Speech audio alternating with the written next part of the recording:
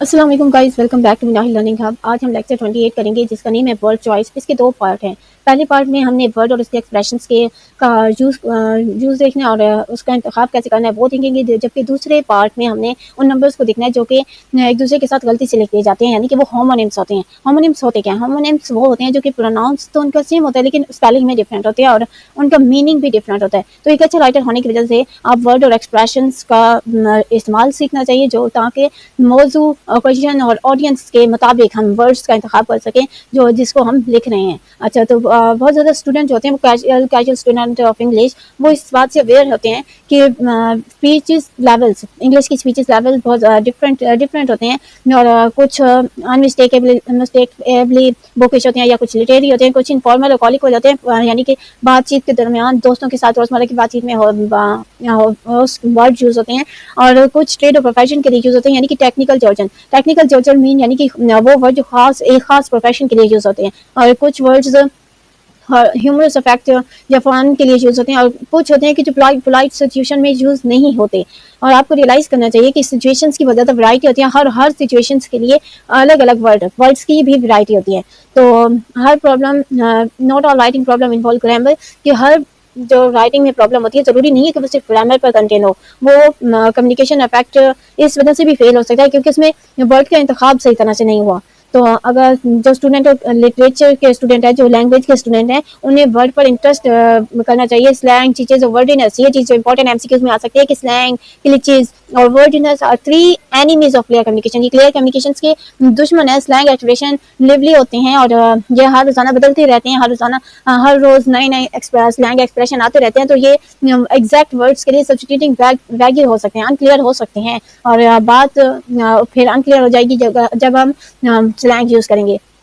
तो हमें अवॉइड करना चाहिए, एक केयरफुल राइटर्स को अवॉइड करना चाहिए स्लैंग लिखने में, क्योंकि स्लैंग लिवली लैंग्वेज होते हैं, फिर वहीं के रोज़मर्रा में ये आते रहते हैं और ज़्यादातर रोज़मर्रा में बहुत ज़्यादा न्यू आते हैं और ज़्यादातर इसमें से बहुत ज़्यादा पुराने हो जाते हैं कुछ ही दिनों में। तो हमारे पास यहाँ एग्जाम्पल है स्लैंग की कि when my mother saw me zoned out on the sofa she lost it. तो अगर हम zoned आउट की जगह अगर हम सही वर्ड यूज़ करेंगे तो हमें उस बात को क्लियर समझ आ सकेगी। और इनफॉर्मल में लिखेंगे तो जैसे कि when my mother saw me sleeping on the sofa, sleeping so रहा था, on the sofa she lost it की जगह अगर हम शी बिकम एंग्री यूज़ कर लेंगे तो ये वर्ड सही हो जाए, इस तरह से वर्ड सही हो जाएगा। क्योंकि यहाँ ऊपर हमें सही तरह से समझ नहीं आ रही, अगर ये बात की जाए, अलग से बात की जाए तो हमें सही समझ नहीं आएगी। लेकिन अगर हम इसे इनफॉर्मल वर्ड में यूज़ करेंगे, स्लीपिंग और बिकम एंग्री वर्ड यूज़ करेंगे और जो स्लैंग वर्ड है उन्हें हटा देंगे, रिमूव कर देंगे, तो फिर हमारा ये सेंटेंस करेक्ट हो जाएगा और हमें समझ आती है। जो नीचे में होता है ना स्लैंग, वो इनफॉर्मल होता है। Slang is commonly talk about friends, colleagues और ये सूटेबल नहीं होती गुड्स राइटिंग के लिए, जैसे कि formal question, specially the kind, वो किस्म जिसमें क्या होता है typical of the appropriate in casual conversation के लिए जो कि अप्रोप्रिएट होती है, ना कि फॉर्मल राइटिंग के लिए अप्रोप्रिएट। और आगे चलते इसके फॉरन लर्नर ने ये रियलाइज़ नहीं किया कि स्लैंग के सोशल ग्रुप लिमिटेड हैं। स्लैंग लिमिटेड सोशल ग्रुप में स्लैंग यूज़ होता है। तो जैसे कि यूएसए का जो स्लैंग होते हैं वो डिफरेंट होते हैं यूके, ऑस्ट्रेलिया और दूसरी इंग्लिश स्पीकिंग कंट्रीज से। तो जो 1916 का एक्सप्रेशन के स्लैंग थे ना, एक्सप्रेशन स्लैंग से, वो आउट ऑफ डेट हो चुके हैं क्योंकि और मीनिंगलेस हो गया। अब वो उनका यूज़ बहुत कम किया जाता है और जो अगर कुछ स्लैंग यूज़ करना भी है ना तो एक खास मकसद के लिए आप यूज़ करें, जैसे कि मज़ाहिया अंदाज में, उसमें आप यूज़ कर सकते हैं। लेकिन जो प्रोफेशनल राइटर है ना वो यूज़ नहीं करते। प्रैक्टिस वन आपने खुद कर देनी है। ग्लिचेस करवाती हूँ। ग्लिचेस होते क्या है? ग्लिचेस वो एक्सप्रेशन है जो कि लिवली और इंटरेस्टिंग थे, यानी कि हमारे पास पहले मैं आपको ये बता देती हूँ कि ये सेंटेंस है after all is sad and done. तो ये किसके लिए यूज होते हैं? क्लियर एंड क्रिस्टल, सॉरी आखिरकार के लिए यूज होता है। आफ्टर ऑल, आखिरकार के लिए। क्लियर एंड क्रिस्टल तो बहुत चालाकी से, लॉन्ग फैट पॉइंट जिसकी बहुत ज्यादा जरूरत थी वो मिल गया। कूल एंड क्लम्बर, तो ये हमारे पास इस तरह के वर्ड्स होते हैं ना, वो ग्लिचेस कहलाते हैं। ये पहले बहुत ज्यादा लिविंग और इंटरेस्टिंग थे, लेकिन वक्त गुजरता गया तो ये बहुत ज्यादा अब प्रिडिक्टेबल, डल और बोरिंग कहलाते हैं। बहुत ज्यादा बोरिंग फील होते हैं और अच्छी राइटर ये अवॉइड करते हैं। द रीजन इज क्योंकि ग्लिचेस फ्रेश एक्सप्रेशन नहीं देते और फ्रेश एक्सप्रेशन देने के लिए हमें ग्लिचेस यूज़ करनी पड़ती हैं, जो कि अच्छी राइटिंग के, सॉरी ग्लिचिंग यूज़ नहीं करने पड़ते और अच्छी राइटिंग के लिए हमें दूसरे फ्रेश एक्सप्रेशन यूज़ करने चाहिए। जैसे कि हमारे पास यहाँ एग्जाम्पल है। अच्छा, ये कह सकते हैं इनमें से ये एमसीक्यूज आ सकते हैं कि ग्लिचेस पहले क्या थे अब क्या हैं, और ये इनमें से कोई ना कोई उठा कर दे देंगे कि ये क्या है। तो ये किसकी एग्जाम्पल है? Better half. तो ये हम कह सकते हैं कि ये ग्लिचेस की एग्जाम्पल आपने ये सही तरह से याद कर लेना है। एक दफ़ा देख जरूर लेना है। आपको एक दफ़ा देखा हुआ है भी इंशाल्लाह आपको याद रहेगा, आपने देखना जरूर है। बहुत ज़्यादा स्टूडेंट कहते हैं कि हाँ चलो टीचर ने पढ़ा लिया और कुछ नहीं करना, तो आपने पढ़ना है, सारी चीज़ें पढ़नी है ताकि आप खुद जो पढ़ेंगे वो आपको 100% याद रहेगा। मैं कहती हूँ कि 100% बिल्कुल 100% याद रहेगा। और मेरा सुना हुआ आपको इतना ज़्यादा आप सुने, समझें, समझने के लिए आपने मेरी वीडियो देखनी है तो देखें, लेकिन आपने ये चीज़ कि मैं इनकी वीडियो सिर्फ देखकर मैं 100% ले लूँगा तो ये नहीं है। आप समझ के फिर एक बार खुद पढ़ेंगे तो ही आपको वो याद रहेगा और जो एग्ज़ाम के वक़्त आपको याद रहेगा। तो ग्लिचेस की यहाँ एग्जांपल दी गई है। The boys in my classroom were down in the dumps because they were fighting a lodging battle with their discrete mathematics. तो ये तो मुझे लगता है कि आपकी क्लास फेलोज़ के लिए, डिस्क्रीट मैथमेटिक्स के लिए, आप ही के लिए कि जिन्हें डिस्क्रीट मैथमेटिक्स बहुत ज़्यादा बुरी लग रही है और वो बहुत ज़्यादा परेशान है, उन्हें लग रहा है कि हम इसमें नाकाम हो जाएँगे। तो यहाँ हमारे पास जो down in the dumps use है वो बहुत ज़्यादा उसके लिए डाउन और डम्प्स यूज़ हुआ है, वो बहुत ज़्यादा परेशानी के लिए यूज़ हुआ है। The speak loud enough to wake the dead.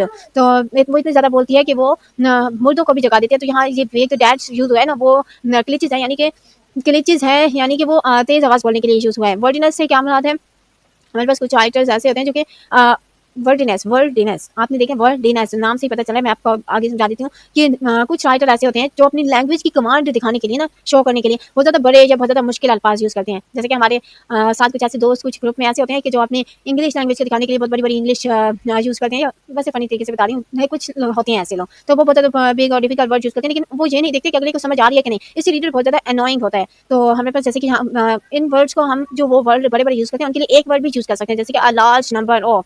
तो यहाँ हमारे पास अ लार्ज नंबर ऑफ है, तो उसके लिए हम एक वर्ड यूज़ कर सकते हैं, मैनी। जैसे कि मैनी एक देखिए 4 वर्ड्स को अगर हम सिंगल वर्ड में ऐड करें तो उसका मतलब भी वही बनता है। तो वर्डिनेस का इस्तेमाल नहीं करना चाहिए, जो राइटर को अवॉइड करना चाहिए वर्डिनेस से, और सिंगल वर्ड यूज़ करना चाहिए ताकि रीडर को समझ आ सके, रीडर एनोइंग ना हो। At this point in time, तो ये किसके लिए रेफर कर रहा है? नाउ। नाउ हम कह सकते हैं। तो at this point in time, now बस इसी वक्त, तो नाउ भी वो नाउ को मीन भी वही है। At an earlier point in time, before time से पहले, तो बिफोर पहले कह देते हैं। बस अब जो है ना वो वर्ड सिंगल वर्ड ज़्यादा यूज़ होते हैं। जैसे कि ग्रीन इन कलर, तो हम सिंपल ग्रीन कह देते हैं कि ये ग्रीन है, ये नहीं कहते कि ये ग्रीन इन कलर है।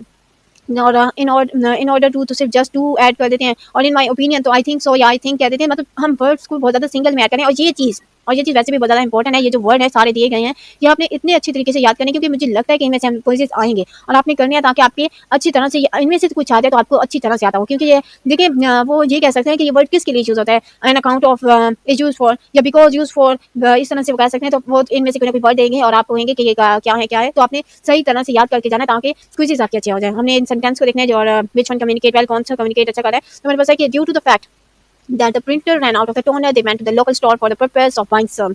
तो हमारे पास यहाँ due to the fact that की जगह हम बिकॉज भी यूज़ कर सकते हैं। बिकॉज द प्रिंटर, उसका मीनिंग सेम होगा, लेकिन देखिए चाहे 1 2 3 4 5 वर्ड्स के बजाय अगर हम बिकॉज लिख लेंगे तो एक वर्ड यूज़ होगा, जिसकी वजह से सेंटेंस एक तो आगे वाले को समझ भी आएगी और सेंटेंस की तादाद भी कम हो जाएगी। Because the printer ran out of the toner, they went to the local store to buy some। Same वैसे लिख लेना है, बाकी बस यहाँ बिकॉज यूज़ कर देना है। At this point in time, तो ये मैंने पहले आपको कहा, नाउ कह सकते हैं, नाउ वी हैव नॉट, या at this point in time. तो यहाँ इन्होंने नाउ यूज़ नहीं किया, लेकिन लिखना चाहिए था यहाँ पर नाउ हम क्या लिखेंगे, नाउ, सॉरी एक टाइम,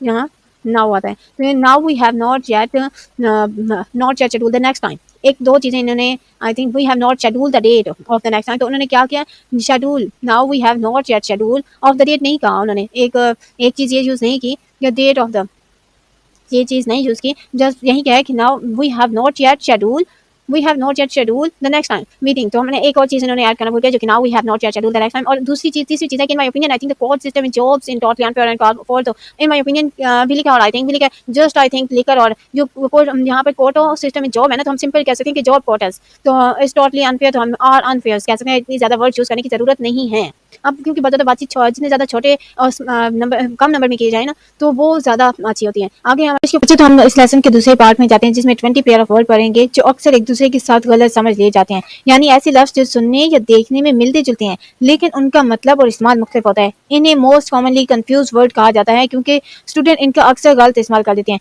तो सबसे पहला हमारे पास जो सेंटेंस है, वर्ड है जो वर्ड्स हैं जो कंफ्यूज होते हैं, वो इट्स और इट है। ये इट्स जो यूज़ होता है, मैं आपको ड्रा करके दें, ये जो इट्स यूज़ होता है पहला, ये किसकी, इट का पोजेसिव है, यानी कि ये इट को जाहिर कर देता है कि इस चीज़ का पोजेसिवनेस बता रहा होता है। जबकि दूसरा इट्स है ना, वो इट इज़ को जाहिर कर रहा होता है, इट इज़ को, जैसे कि यहाँ पर है, ये पढ़ा लिखा हुआ है। ये दूसरा इट्स है, वो इट इज को जाहिर करा है। आगे जाते हैं, जो हमारे पास देयर, देयर और दे आर, ये तीन लफ्ज हैं जो बहुत ज्यादा कंफ्यूजिंग हो सकते हैं एक दूसरे के साथ। और देयर हमारे पास ये जो यूज होता है ये किसी जगह के लिए यूज होता है, जबकि ये देयर THEIR यूज जो होता है वो दम को बिलोंग करता है, यानी कि बहुत ज्यादा अगर लोग हैं तो उनको बिलोंग करता है, उनकी। देयर इसका मायने है उनकी। और दे आर जो है ना, ये दे तीसरा जो हमारे पास है ये दे आर को जाहिर कर रहा है, यानी कि ये शॉर्ट फॉर्म है दे आर की। उन्होंने दे आर की जगह यहाँ पर ये कैंसिल कर दिया और इसकी जगह कॉमा यूज कर दिया। तो ये अगर हमने दे आर को शॉर्ट फॉर्म लिखना है तो क्या लिखेंगे, दे आर। और तीसरा आगे हम चलते हैं, क्योंकि मैं एग्जांपल्स इसकी नहीं करवाऊंगी, इतनी ज़्यादा ज़रूरी नहीं है, आपको माइंड नहीं पता होना चाहिए। और ये MCQs में आ सकते हैं कुछ, इसमें मोस्ट इंपॉर्टेंट है। और आगे है कि यूअर, यूअर यानी कि बिलोंगिंग टू यू, आपकी या इस तुम्हारी, और इस तरह के लफ्ज यूअर के लिए, यूअर की मीनिंग है कि आपकी, तुम्हारी, इस तरह के वर्ड्स यूज होते हैं। जबकि यू आर, यूअर ये जो दूसरा है ना, ये यू आर का शॉर्ट फॉर्म है। इसका यू आर को शॉर्ट फॉर्म हमें पहले में बताया कि ए को कट करके कॉमा लगा देते हैं तो वो यू आर हो जाता है। और इसका मायने आपको ऊपर से समझ आ जाएगी, क्योंकि इसमें अगर आप MCQs में आ जाए ना कि ये क्या चीज़ है, और पहले वाला भी मैंने आपको बताया, तो आपने बस कॉमा देखना है। तो कॉमा अगर देखना है ना तो ये शॉर्ट फॉर्म होता है। जैसे कि हम यूज़ करते हैं कि वी विल के लिए हम क्या यूज़ करते हैं, इस तरह से वी यूज़ करके और कॉमा एल, ये वी विल के लिए होता है। सॉरी यहाँ हो नहीं रहा। तो इसी तरह जब कॉमा यूज हो ना तो वो किसी चीज़ की शॉर्ट फॉर्म बता रहा होता है। वही ये किस चीज़ को जाहिर कर रहा है, वही विल को जाहिर कर रहा है। इसी तरह यू आर चीज कॉमा अगर हमारे पास है तो ये यू आर को बिलोंग कर, सॉरी की शॉर्ट फॉर्म है। आगे चलते हैं, शॉर्ट फॉर्म हमारे पास ये पास्ट है, पास्ट टेंस ऑफ पास्ट। अगर जो हमारे पास पास्ट टेंस है वो हैंडेड टू, वेंट टू। एक हमारे पास पास्ट का मायने है कि कंप्लीटेड सक्सेसफुली, एक वेंट टू हैंडल कर लिया या कंप्लीट सक्सेसफुली कामयाब हो गए। जैसे कि पास होना, मैं BS में कामयाब हो गई, तो इसके लिए वर्ड यूज होगा पास्ट। और दूसरा पास्ट, एक दूसरा पास्ट है जो बहुत ज्यादा इससे कंफ्यूजिंग हो सकता है कि इसका मायने क्या है। तो पास्ट ये माजी पास्ट है, PAST वाला पास्ट जो है वो माजी के लिए यूज होता है। एक हुज है और आगे चलते हैं हुज है, और एक ये बिलोंगिंग टू होम के लिए, जबकि ये एक सिमिलर के तौर पर भी अगर हम देखें ना तो ये कह सकते हैं कि ये सिमिलर हैं या नहीं, तो हम ये सिमिलर नहीं है, ये एक जैसे लग रहे हैं, एक जैसे आवाज इनकी प्रोनाउंसिंग सेम है लेकिन इनकी मीनिंग डिफरेंट है। तो हुज इसमें जो कि होम को बिलोंग करा है, जबकि हुज ये देखिए मैंने आपको पहले भी कहा था कि कॉमा आ जाए तो वो किसी चीज की शॉर्ट फॉर्म को जाहिर कराता है। जैसे कि हुज हमारे पास यहाँ हु इज को शो करा है या तो हु हैज को जाहिर करा है। और वेदर है, वेदर का मतलब है WEATHER, वेदर हमारे पास मौसम का मायने है, जबकि वेदर जब, अगर या जब के कम इसका मायने है। और आपने ये स्पेलिंग याद करने, इसकी मीनिंग अच्छी तरह से याद करना, ताकि इसकी मीनिंग इस तरह से भी आ सकता है कि इस वेदर का मायने क्या है, इस वेदर का मायने क्या है, ये इस वेदर का हम ये कह देंगे कि कंडीशन, रेन, टेम्परेचर, ये तीन ऑप्शन दे देंगे, और ये दे देंगे कि और एक दे देंगे कि इफ। तो आपने वेदर का मायने एक सही हिसाब से, आपको जो अगर स्पेलिंग याद होंगे तो आपको इसका मीनिंग भी अच्छी तरह से कर सकेंगे। ऑलरेडी हमारे पास है, ऑलरेडी ये दो लफ्ज हैं, दो वर्ड्स का मजमुआ है जिसका मायने है कि हम कंप्लीटली तैयार हैं। और दूसरा ऑलरेडी का ये एक एडवर्ब है जो कि ऑलरेडी हम अक्सर यूज भी करते हैं कि ऑलरेडी हमने पहले ही किया, यानी कि पहले ही, प्रीवियसली या बिफोर के लिए यूज होता है। और आगे ऑल टुगेदर एक ऑल टुगेदर एडवर्ब है। ये ऑल टुगेदर जो हमारे पास है इसमें गैप नहीं है, आप देखें तो स्पेस नहीं है। ऑल टुगेदर ये एक एडवर्ब है और ये थ्रूली को जाहिर करते हैं, यानी कि मुकम्मल तौर पर। और दूसरा ऑल टुगेदर है, वो इकट्ठा होने को कहते हैं कि इकट्ठा होना या ऑल एट वंस, एक ही दफा। और ये दो वर्ड्स का मजमूआ है। और आगे angry about, angry with, angry at, ये भी कंफ्यूजिंग हो सकता है। एंग्री अबाउट जो होता है ना वो किसी ओकेजन या सिचुएशंस के बारे में यूज हो रहा होता है, किसी मतलब मौके के बारे में। एंग्री विद जो यूज होता है वो लोगों के लिए यूज होता है। Angry with, he is angry with him, यानी कि वो उससे नाराज है। तो यही Ali is angry with Shabana, तो इस तरह से कह सकते हैं, यानी कि अगर विद यूज होगा ना तो वो लोगों के लिए यूज होगा, अगर अबाउट यूज होगा तो वो किसी सिचुएशंस के बारे में यूज होगा। लेकिन अगर एंग्री एट यूज हो रहा है ना तो वो किसी जानवर या किसी चीज के बारे में यूज होगा। ये बहुत ज्यादा इंपॉर्टेंट है आई थिंक सो, और ये बहुत ज्यादा आसान भी, आपको सबसे ज्यादा आसान ये लगेगा, लेकिन अगर आप सही तरह से करेंगे तो। एक लाइएबल है, एप्ट है, लाइकली, ये भी अक्सर सेम मीनिंग के लिए यूज होता है, सेम मीनिंग के लिए नहीं, अक्सर फील होता है कि ये सेम मीनिंग के लिए यूज होता है। लेकिन appropriated, suited for appropriate something else, किसी और चीज के बारे में होता है, जैसे कि पर्सन इज एप्ट, ये लोगों के लिए यूज होता है। लाइकली अमकान के लिए जरूर होता है, जबकि लाइएबल यानी कि इसके लिए जवाबदेह होना पड़ता है। ये लाइएबल किसके लिए जवाबदेह होना पड़ता है, ये वो चीज है, जबकि लाइकली एक अमकान के बारे में बताया जा रहा होता है। और आगे एक्सेप्ट एक्सेप्ट है, ये एक्सेप्ट कबूल करने को कहते हैं, जबकि इस एक्सेप्ट को सवाए या लेकिन को जरूर कह देते हैं। देखें, रिसीव विलिंगली, खुशी से रिसीव करना, एग्री करना या कबूल करना है, या ही एक्सेप्टेड गिफ्ट, तो उसने तोहफा कबूल कर लिया। लेकिन एक्सेप्ट, ये एक्सेप्ट यूज करते हैं वो किसी चीज को छोड़ने के बारे में कहते हैं। या तो कहेंगे कि ये इधर लिखा हुआ है, all the workers except the part timer voted for a 5-day week. तो यहाँ पर पार्ट टाइमर को के बगैर एक्सेप्ट सवाए पार्ट टाइमर के, तो ये यूज किया गया है। और सवाए एडवाइस हमारे पास है, ये सुगेशन है, एक तरकीब बयान की, तरकीब कहते हैं जिसे सुगेशंस को, ये वो है। लेकिन इस एडवाइस का मायने सिर्फ एस और सी का, पहले में सी है जबकि दूसरे में एस है, इसका मायने है कि सुगेशन देना, उसमें एक तरकीब, सिर्फ उसका मायने तरकीब है, जबकि ये एडवाइस इसमें तरकीब देना के बारे में है। अफेक्ट एक वर्ब है जिसका मायने यानी कि इन्फ्लुएंसर है, जबकि इफेक्ट ये नतीजे के बारे में या रिजल्ट के बारे में बता रहा है। वो इफेक्ट असर, जबकि ई वाला इफेक्ट एक असर के बारे में सॉरी रिजल्ट के बारे में बता रहा है। डिजर्ट है जिसमें ड्राई एंड सनी प्लेस यानी कि सहरा, और डिजर्ट जो है लीव बिहाइंड, डिजर्ट इसे पाला जाता है, जबकि डिजर्ट जो हमारे पास है फाइनल कोर्स ऑफ मील यानी कि कोई खाने की चीज़ है। और does present tense of do करना यानी कि करने की प्रेजेंट टेंस ही शी इट के साथ अगर हम ऐसे या इसका इजाफा करते हैं तो डज लगता है। लेकिन जो डोज है ना, ये भी डज पढ़ा जाता है, लेकिन इससे ये मेडिसिन की डोज होती है यानी कि अमाउंट ऑफ मेडिसिन। अगर ये अमाउंट ऑफ मेडिसिन यानी कि मेडिसिन देना, खाना, ये वो होता है। जबकि कोर्स के रफ या नॉट रिफाइंड चीज़ होती है, जबकि कोर्स एक इंस्ट्रक्शन का यूनिट होता है, खाने की चीज़ भी होती है, meal of part of meal, या ऑफ कोर्स के लिए भी हम यूज़ करते हैं, ऑफ कोर्स यकीनन।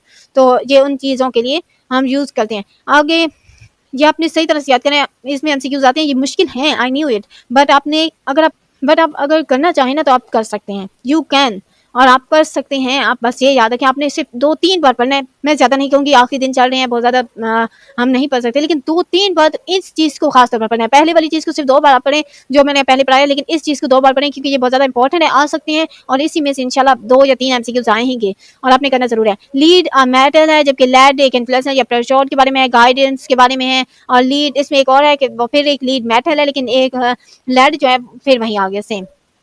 और क्वाइट हमारे पास है, इसमें क्वाइट खामोशी एक का मायने है, दूसरा क्वाइट वेरी वेरी में तो बहुत ज़्यादा आ सकते हैं। क्वाइट होता है कि टू गिव अप करना, ये छोड़ देना, इस तरह से। वेंडर और वंडर आ गया हमारे पास। वेंडर घूमना फिरना मीन है इसका, जबकि वंडर हैरान होना, ये उस चीज़ उसका मतलब है। ये दोनों एक दूसरे से, लेकिन प्रैक्टिस आपने खुद कर देनी है, टाइम बहुत कम है, बहुत ज़्यादा मैं छोटा बनाना चाहती हूँ ताकि आपका अच्छी तरह से समझ आ सके, लेकिन फिर भी एक अगर आप चाहें तो करवा सकती हूँ। जैसे कि यू आर देखें, यहाँ ये भी यूज हो सकता है, correct form of this in the bracket, you are और यूर, हमारे पास ये you are the only person, हम ये यूज करेंगे, you are the only person, ये only person who is never to time, तो हम इसके लिए ये यूज कर देंगे। इस तरह से ये सारे करने हैं, आपने ऐसे करने की, ये आपको करने की जरूरत नहीं है। अब बस आपको अगर मायने आ जाए तो आपको वो जरूरी नहीं किसी में से उठा कर दे देंगे, लेकिन आप एक बार पढ़ लेना। और आंसर भी आपको देखें, इसमें जवाब आ गया है, पहले यू आर और फिर दूसरा हुज है, ये आपको आंसर भी इसके साथ ही दिए गए हैं, तो मुझे पढ़ाने की इतनी ज्यादा जरूरत नहीं है। और आगे बस लेक्चर ही खत्म हो गया। आपने ये सारा अच्छी तरह से करना है ताकि आपकी कोई चीज भी मिस ना हो। आप अगर सारा करेंगे तो ही आपको फुल मार्क्स आएंगे, और इंशाल्लाह अगर आपने ये कर लिया ना, आपके मिड में कोई नंबर नहीं है, आप फेल हो गए हैं, तो आप गिव अप ना करें। आप अगर करेंगे तो आपके पास क्या, आप 70% तक भी नंबर ले सकते हैं। अगर कोई बंदा मिड टर्म में इतने अच्छे मार्क्स से पास नहीं हुआ, या पास हो भी गया तो बहुत बुरे मार्क्स हैं, तो अगर वो अब तैयारी करेंगे, अभी भी 5-6 दिन रहते हैं, और वो और भी बहुत ज़्यादा टाइम रहता है, अगर आप करना चाहें तो अगर आप दिन रात ये मेहनत कर लें तो आपके 70% आ ही जाएंगे, इंशाल्लाह आपके 70% आ जाएंगे। और इसी बात पर आप मुझे सब्सक्राइब कर दें, लाइक कर दें, और कमेंट में ज़रूर बताएं कि अगर कोई किसी चीज़ के बारे में भी पूछना है तो आप फ्रीली पूछ सकते हैं, मैं आपको आंसर दूंगी। और मुझे लाइक कर देना, सब्सक्राइब भी ज़रूर कर देना, और बेल आइकन पर ज़रूर कर देना है।